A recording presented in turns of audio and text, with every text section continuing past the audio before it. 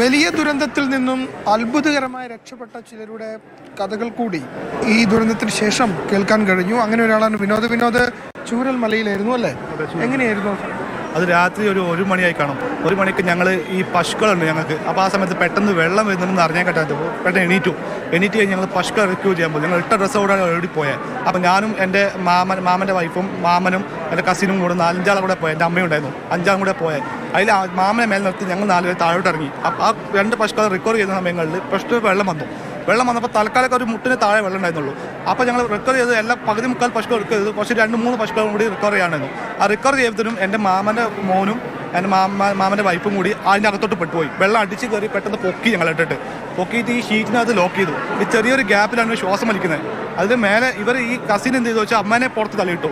അമ്മനെ വേഗം പുറത്ത് വലിച്ചു കെട്ടു. പിന്നെ ഈ കസിന് വെയിറ്റ് ഉള്ളത് കൊണ്ട് ആ കമ്പി പിടിച്ചു നിന്നു.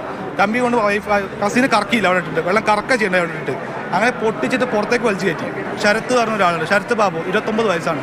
എൻ്റെ കൂട്ടുകാരനാണ്. അവൻ മിഞ്ഞാന്നോട്ട് മിസ്സിങ്ങാണ്. ഞങ്ങളെ കണ്ണു മുന്നിൽ ഓരോ ബോഡി പോകുമ്പോൾ ഞങ്ങൾക്ക് എടുക്കാൻ കഴിയുന്നില്ല, പിടിക്കാൻ കഴിയില്ല, ഞങ്ങളെ തന്നെ പിടിക്കാൻ കഴിയുന്നില്ല. അങ്ങനത്തെ അവസ്ഥയിലായിരുന്നു. രാവിലെ ഞങ്ങൾ കുറേ നോക്കി ആരെങ്കിലും വരുമോ എന്തെങ്കിലും ചെയ്യും. പക്ഷേ രാത്രി മൊത്തം നനഞ്ഞ് കുളിച്ച് വേറത്ത് ഇങ്ങനെ നിൽക്കുക, മഴയത്തന്നെ നിന്ന് നനഞ്ഞ് കുളിച്ചു. വയ്യാണ്ടായി ഞങ്ങൾക്ക്. പിന്നെയാണ് 6 മണി 5 മണി ആ സമയങ്ങളിലാണ് പാലം റെഡിയാക്കിയിട്ട് ഞങ്ങൾ അവിടെ നിന്ന് റിക്കവർ ചെയ്തിട്ടുണ്ട്. അടുത്ത് ഞങ്ങൾക്ക് അതിൽ കൊണ്ടുവരാൻ പറ്റിയ ഒരു പട്ടിക്കുട്ടീനെ മാത്രം, വേറെ ഒന്നിനും കൊണ്ടുവരാൻ കഴിഞ്ഞില്ല. അവിടെ നിന്ന് ഞങ്ങൾ അയച്ചോട്ട പശുക്കാർക്ക് ഒലിച്ചു പോയി, ഒന്നിനും കിട്ടിയില്ല. ആളുകൾ ഇതുവരെയും കണ്ടെത്താൻ കഴിഞ്ഞിട്ടില്ല എന്നതാണ്. അവരെ കൂടി കണ്ടെത്താനുള്ള തെരച്ചിലൊക്കെ തന്നെ തുടരുന്നു. അത്രയധികം വേദനിപ്പിക്കുന്ന അനുഭവങ്ങൾ തന്നെയാണ് ക്യാമ്പിലുള്ളവർക്കും പറയാനുള്ളത്.